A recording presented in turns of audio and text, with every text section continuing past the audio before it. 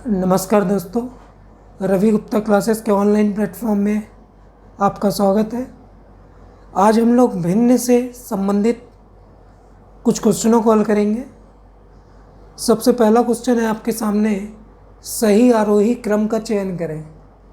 तो ये 4 ऑप्शन है, इसमें आपको क्या चूज़ करना है। आरोही क्रम मतलब बढ़ते क्रम मतलब असेंडिंग ऑर्डर, बढ़ते क्रम मतलब असेंडिंग ऑर्डर। इसकी मैं ट्रिकी मेथड आपके साथ डिस्कस करूँगा, तो उसके बारे में मैं थोड़ा सा एक नॉलेज दूंगा, ताकि इसके बाद और भी अगर क्वेश्चन आते जाएंगे तो जल्दी जल्दी फिर बनते चलें। बढ़ते क्रम में या असेंडिंग ऑर्डर में शुरुआत हमेशा छोटी संख्या से होती है और फिर उसके बाद धीरे धीरे बढ़ते बढ़ते वो अंत में सबसे बड़ी संख्या में समाप्त होती है। अगर किसी प्रश्न में आपको बोला जाए सही आरोही क्रम का चयन करें और इस तरह से आपके सामने 4 ऑप्शन हो, तो इसमें से जल्दी कैसे हल करें या उसका उत्तर कैसे बहुत जल्दी से आ जाए, इसके लिए मैं आपको एक तुलना बताऊंगा, कंपेयर, कि वो कंपेयर क्या होता है।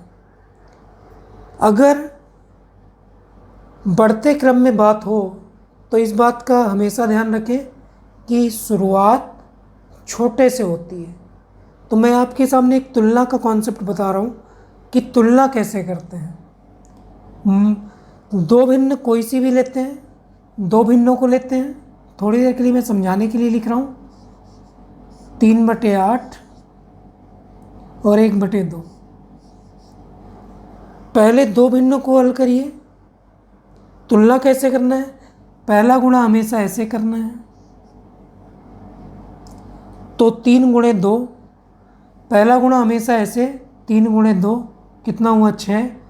आप ऊपर या नीचे जहाँ आपको लिखना है पहली संख्या के लिए लिख लीजिए 6। दूसरा गुणा ऐसा करना है जो बच गया उसके लिए, 8 × 1 8। तो इस तरह से 2 भिन्नों में तुलना करना है। फिर से पहला गुणा हमेशा ऐसे, उसके ऊपर लिख लीजिए। दूसरा गुणा ऐसे, उसके ऊपर लिख लीजिए। अब यहाँ देखने में एक चीज़ समझ में आई कि हमेशा जब पहला गुणा किए तो यहाँ पे एक संख्या क्या आई, 6, और यहाँ एक संख्या क्या आई, 8। मतलब इन दोनों भिन्नों में सामने का अंक क्या आया, छोटा। तो आरोही क्रम में शुरुआत कैसे करते हैं, छोटे से। तो हर बार जब आरोही क्रम की बात होगी तो 2 भिन्नों की तुलना करने पर सामने वाला हिस्सा हमेशा छोटा होना चाहिए। सामने वाला हिस्सा क्या होना चाहिए, छोटा। इस प्रकार से अब आगे करके देखते हैं। पहले नंबर ऑप्शन से देखना चालू करते हैं। पहला गुणा ऐसा करिए, 2 भिन्नों को लेके, ये हुआ 10, 5 दूनी 10, और ये हुआ 3 चौके 12। तो पहले 2 की तुलना की तो सामने छोटा आया। क्या आया, छोटा, क्योंकि आरोही क्रम में शुरुआत किससे होती है, छोटे से। तो 2 पदों को तुलना करिए। पहला गुणा ऐसा, 5 दूनी 10, पहले वाले के नीचे। दूसरा गुणा ऐसा, दूसरे वाले के नीचे। शुरुआत किससे होनी चाहिए, छोटी। तो पहले 2 पदों की तुलना में सामने का पद छोटा था, मतलब पहला 2 पद सही था। अब अगले 2 पदों को लेते हैं, पिछला छोड़ देंगे, अगले 2 पदों को लेते हैं। यहाँ गुणा किए, 8 चौके 32, पहले वाले के नीचे रखे, फिर ऐसा गुणा किए, 5 तिया 15। आरोही क्रम में हमेशा पहला पद छोटा होना चाहिए, क्योंकि शुरुआत किससे होती है, छोटे से। अब यहाँ 2 पदों को तुलना कर रहे हैं, तो एक आया 32 और एक आया 15। अब यहाँ पर पहला पद क्या हो गया, बड़ा। मतलब ये सीरीज़ हमारी गलत हो गई, क्योंकि आरोही क्रम में शुरुआत का पद हमेशा छोटा ही होना चाहिए। तो ये पहला ऑप्शन हमने देखा, सेट नहीं हुआ, गलत हो गया। अगले को देखते हैं कि क्या ये आरोही क्रम सही है। पहला गुणा ऐसा किए, सी ऑप्शन देख रहे हैं। 4 गुणे 3 12, दूसरा गुणा ऐसा किए 5 दूनी 10। यहाँ पे संख्या सामने क्या है 12 और पीछे क्या है 10।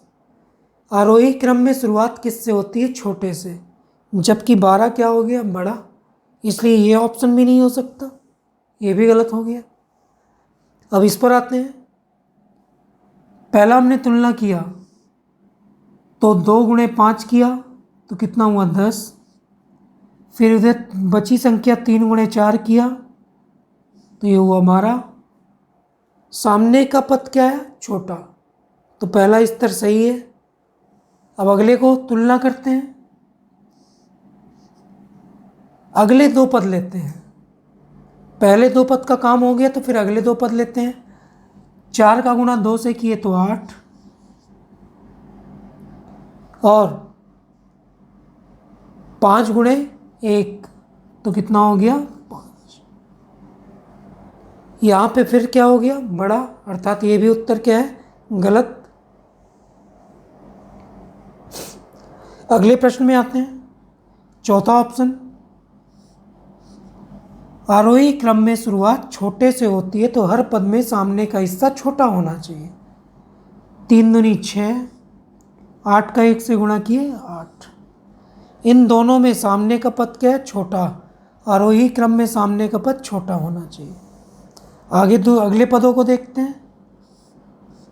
3 एकम 3 और 2 दूनी 4। फिर से सामने का पद क्या है? छोटा। सही है, क्योंकि आरोही क्रम में हर बार सामने का पद छोटा होना चाहिए। 3 एकम 3, 2 दूनी 4, सामने का पद छोटा है, सही है। आगे बढ़ते हैं, अंतिम तक चेक करते हैं। अगले 2 पद लेते हैं। 5 दूनी 10, 3 चौके 12। यहाँ पर भी पहला पद क्या है? छोटा। तो हमने चेक किया आरोही क्रम में सबका पहला पद छोटा किस ऑप्शन में आया? डी। तो इस तरह सही आरोही क्रम उत्तर क्या होगा? डी। आरोही क्रम की शुरुआत छोटे से होती है तो हर 2 पद को अंतिम तक कंपेयर करिए तो हमेशा सामने का पद छोटा आना चाहिए। तो इसका उत्तर हुआ डी। जल्दी से अगले प्रश्न को भी देखते हैं। प्रश्न बोलता है सही आरोही क्रम क्या होगा? अभी मैंने आपको बताया आरोही क्रम में शुरुआत किससे होती है? छोटे से। अगर आरोही क्रम में शुरुआत छोटे से होती है तो हर 2 पद की तुलना में पहला हिस्सा छोटा होना चाहिए। हर 2 पद की तुलना में पहला हिस्सा छोटा होना चाहिए। चलिए देखते हैं पहला कौन सा ऑप्शन सही हो सकता है। ये हुआ 4 तिया 12 और 7 एकम 7। पहले ऐसे गुणा करते हैं, 2 पदों को केवल लेना है। 4 तिया 12, 7 एकम 7। आरोही क्रम में शुरुआत किससे होनी चाहिए? छोटे से। तो यहाँ 12 क्या है? बड़ा, इसलिए पहला ऑप्शन नहीं हो सकता, तो पहला उत्तर गलत। अगले पे आते हैं, बी ऑप्शन को चेक करते हैं जल्दी से। आरोही क्रम मतलब छोटे से शुरुआत होगी तो हर बार छोटा पद सामने आना चाहिए। तुलना ऐसे करते हैं, 1 का गुणा 5 से किए तो 5, 3 का गुणा 6 2 से किए तो 6। 1 गुणे 5 5 और दूसरा गुणा किए तो 6। यहाँ सामने का पद क्या है? छोटा, मतलब पहले 2 की तुलना हमारी सही है क्योंकि आरोही क्रम में शुरुआत छोटे से होती है। तो पहला 5 सामने से छोटा है, इसलिए ये सही है। अगले को देखते हैं, 7 दूनी 14। अगले 2 पदों को 7 दूनी 14 और 4 पंचे 20। पहला गुणा ऐसा, दूसरा गुणा ऐसा, पहला गुणा करके पहले के सामने। आगे देखते हैं, सामने का पद 14 छोटा है। आरोही क्रम में शुरुआत किससे होती है? छोटे से। पहली तुलना की तो आया था 5, वह भी छोटा था। अगले 2 की तुलना की, सामने आया 14, वह भी छोटा है, इसलिए हमारा अंतिम रूप से उत्तर हुआ बी। रोक दो।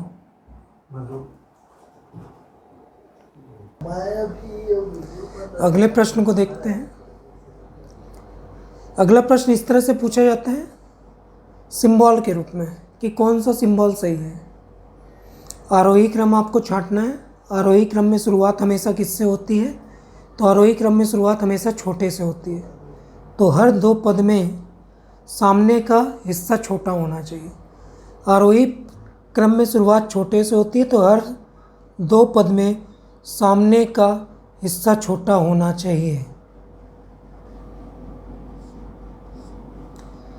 यहाँ थोड़ी सी देखिएगा ध्यान से, तुलना कैसे करते हैं।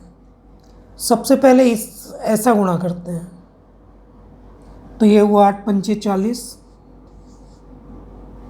दूसरा गुणा ऐसे करते हैं 11 तिया 33। यहाँ पे पहला गुणा हमेशा ऐसे 8 पंचे 40 पहली संख्या के नीचे, दूसरा गुणा ऐसा कि 11 तिया 33। आरोही क्रम में शुरुआत किससे होनी चाहिए? छोटे से, जबकि 40 क्या हो गया? बड़ा।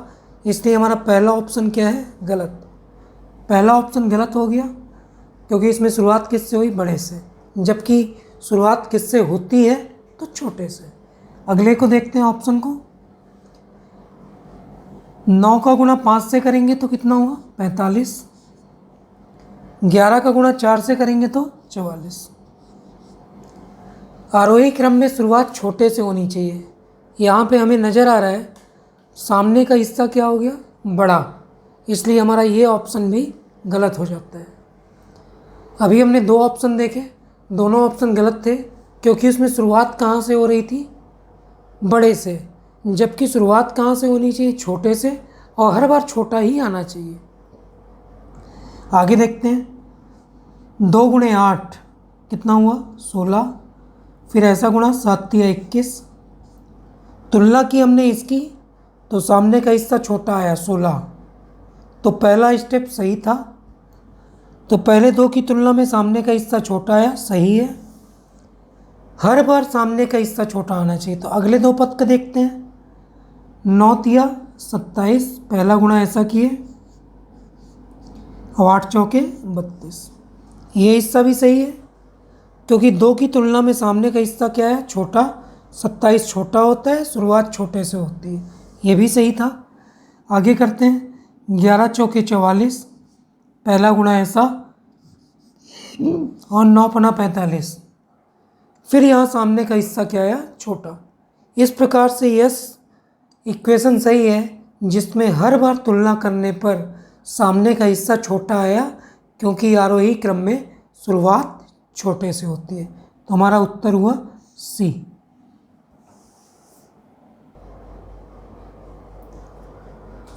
अगले प्रश्न में आते हैं। अगला प्रश्न बोलता है कौन सा अवरोही क्रम सही है? डिसेंडिंग ऑर्डर अवरोही क्रम, या इसे बोलते हैं घटते क्रम। घटते क्रम में शुरुआत किससे होती है? तो घटते क्रम में शुरुआत सबसे बड़ी संख्या से होती है। तो घटते क्रम में शुरुआत बड़े से होती है, इसलिए तुलना में सामने का हिस्सा बड़ा होना चाहिए। घटते क्रम में शुरुआत बड़े से होती है, इसलिए सामने का हिस्सा बड़ा होना चाहिए। चलिए तुलना कर करके देखते हैं जल्दी जल्दी। जितना जल्दी आप गुणा करेंगे उतना जल्दी उत्तर आएगा। पहला 5 गुणे 11 11 पचे 55। 7 निया 63। तो यहाँ अवरोही क्रम की शुरुआत किससे होती है? बड़े से, जबकि 55 क्या है? छोटा। इसलिए हमारा पहला उत्तर नहीं हो सकता क्योंकि वो छोटा हो गया। अगले बी ऑप्शन को देखते हैं जल्दी से। 7 तिया 21 और 5 5 25। फिर से अवरोही क्रम में शुरुआत किससे होती है? बड़े से। किससे? बड़े से। तो यहाँ 21 फिर क्या हो गया? छोटा। तो ये दूसरा ऑप्शन भी हमारा नहीं हो सकता, बी भी ऑप्शन नहीं है। आगे देखते हैं। 9 गुणे 9 81। 11 सते 77।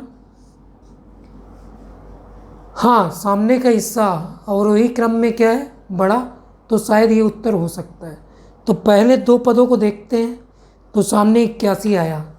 पहला गुणा ऐसा 9 निया 81, दूसरा गुणा 77, सामने का हिस्सा बड़ा है। अब अगले पदों को कंपेयर करते हैं। 7 7 49, फिर 9 गुणे 5 45। 49 और 45 में सामने का हिस्सा क्या है? बड़ा। 49 बड़ा है, शुरुआत बड़े से होती है तो अंतिम तक बड़ा होना चाहिए, सही है। आगे 5 5 25 और 7 तिया 21। 25 और 21 में भी सामने का हिस्सा क्या हुआ? बड़ा, और वही क्रम में शुरुआत बड़े से होती है। तो हमारा सी ऑप्शन, जिसमें हर बार तुलना करने पर दो पदों को सामने का हिस्सा क्या है? बड़ा, इसलिए हमारा उत्तर हुआ सी। कौन सा? अवरोही क्रम। पांचवा ही प्रश्न है ना। अगले प्रश्न पे आते हैं। सही अवरोही क्रम का चयन करिए। फिर वही अवरोही क्रम में डिसेंडिंग ऑर्डर में शुरुआत हमेशा बड़ी संख्या से होती है। तो हर दो पद को अगर आप तुलना करें तो सामने का हिस्सा बड़ा होना चाहिए। अवरोही क्रम में शुरुआत बड़े से होती है तो हर दो पद की तुलना में बड़ा होना चाहिए। चलिए जल्दी से करते हैं। पहला इसको किए, पहला गुणा हमेशा ऐसे करते हैं तो 7 एकम 7 और 3 दूनी 6। ठीक है, हमने 2 की तुलना की तो सामने का हिस्सा बड़ा आया 7। अब अगला जल्दी से तुलना करते हैं। 5 तिया 15 और 7 तिया 21। अगले दो पद की तुलना किए तो ये 15 क्या हो गया? छोटा, जबकि नियम है अवरोही क्रम में हर बार दो पदों में अवरोही क्रम में शुरुआत बड़े से होती है तो हर बार बड़ा आना चाहिए। तो ये गलत हो गया, 15 छोटा होता है। अगला देखते हैं। 3 का गुणा 2 से किए 6 और ये हो गया 7। फिर से वही अवरोही क्रम में शुरुआत किससे होती है? तो बड़े से, जबकि 6 क्या हो गया? छोटा। तो यह उत्तर भी हमारा गलत हो जा रहा है। अगले ऑप्शन पे आते हैं। 4 पंचे 20, पहला गुणा हमेशा ऐसे 9 तिया 27। अवरोही क्रम में शुरुआत बड़े से होनी चाहिए।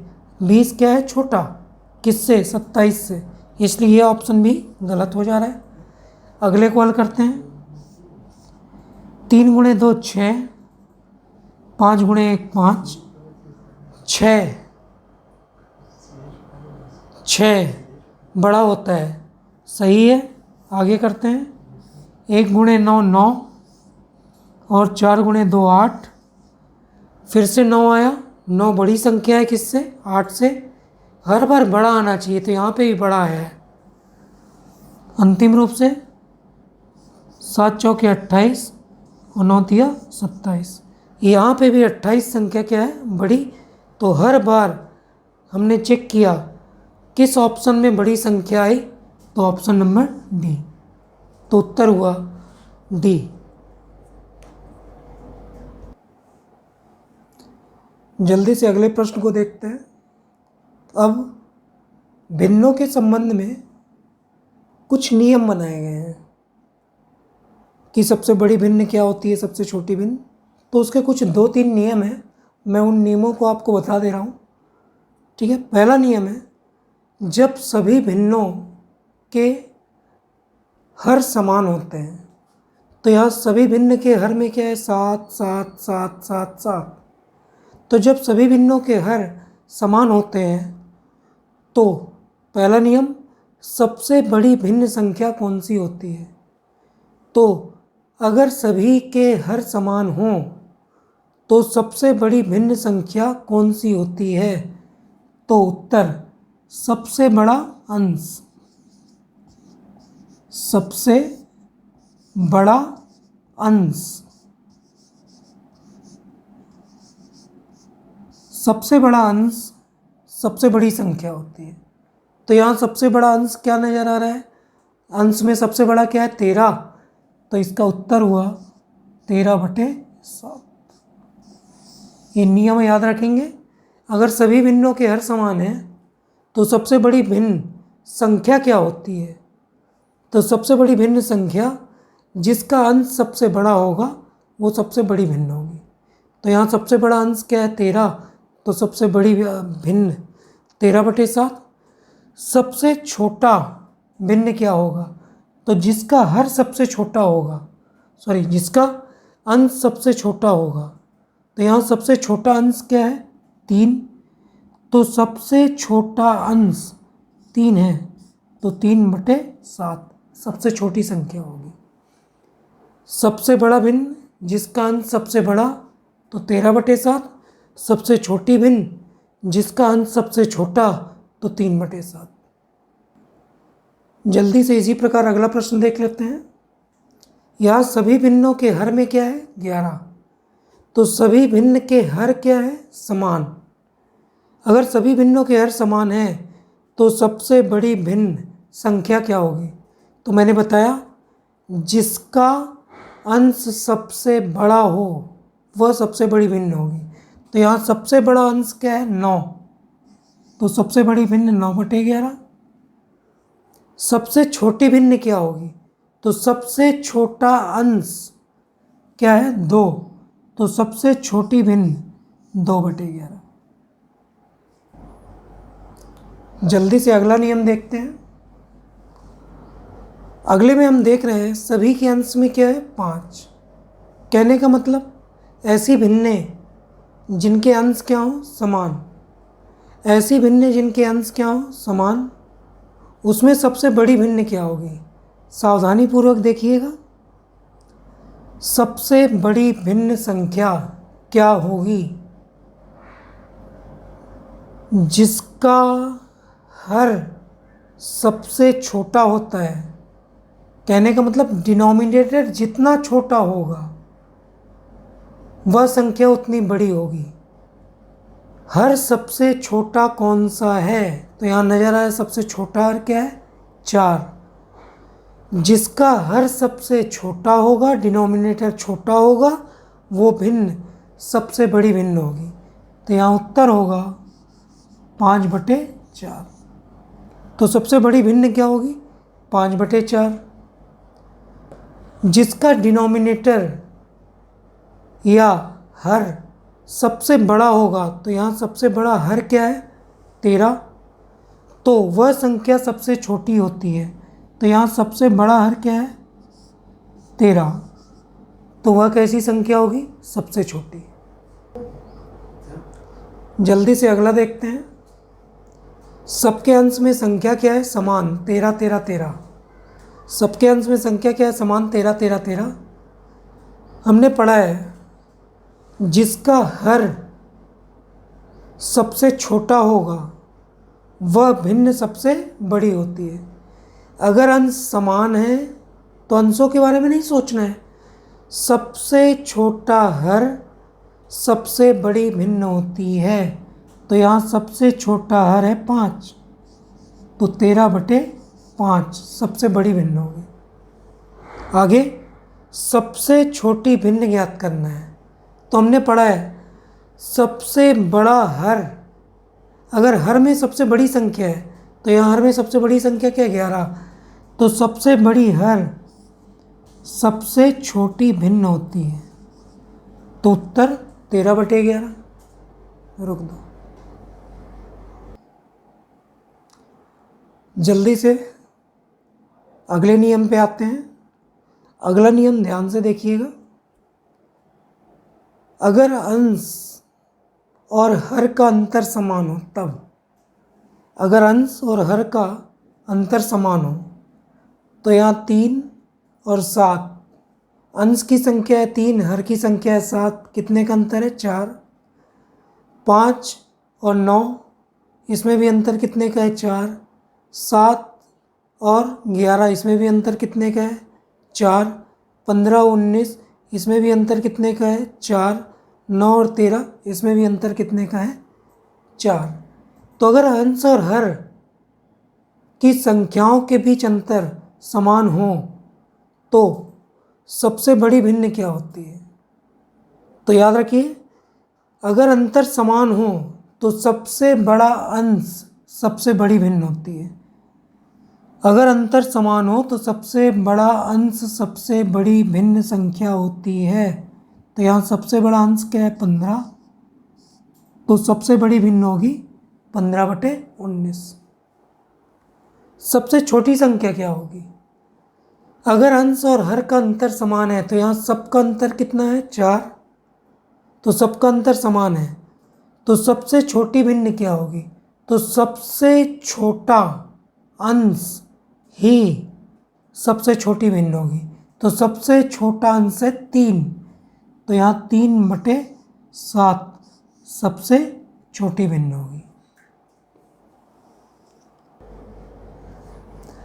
ये व्यापम में पूछा हुआ प्रश्न है।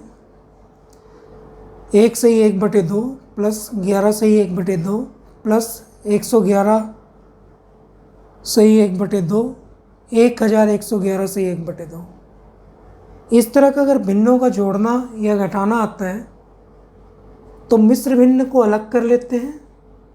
तो यहाँ मिश्र भिन्न क्या क्या है? 1 तो मैंने उसको अलग कर लिया, 11 मैंने उसको अलग कर लिया, 111 ये मैंने अलग कर लिया, 1111 उसको अलग कर लिया। तो मिश्र भिन्नों को अलग कर लेते हैं और बाकी जो भिन्नें बचती हैं शेष उसको अलग कर लेते हैं। तो बची हुई शेष संख्या क्या है? 1/2 1/2 1/2। इसके इस पार्ट को जोड़ लेते हैं और इधर ये भिन्न है तो इसको एलसीएम लेके जोड़ लेते हैं। तो इस पार्ट को जोड़ेंगे तो होगा 1 2 पीछे से 4 मतलब 1234। अब जल्दी से इस हिस्से को जोड़ लीजिए। 2 का एलसीएम होता है 2। हल करेंगे तो यहाँ आएगा 1, यहाँ भी हल करेंगे तो 1, यहाँ भी हल करेंगे तो 1, यहाँ भी हल करेंगे तो 1। अब इधर का हिस्सा 1234 और इधर 4/2 पूरी तरह से कट गया 2। तो अंतिम रूप से उत्तर हमारा प्राप्त होगा 1236। तो इसका अंतिम उत्तर होगा 1236।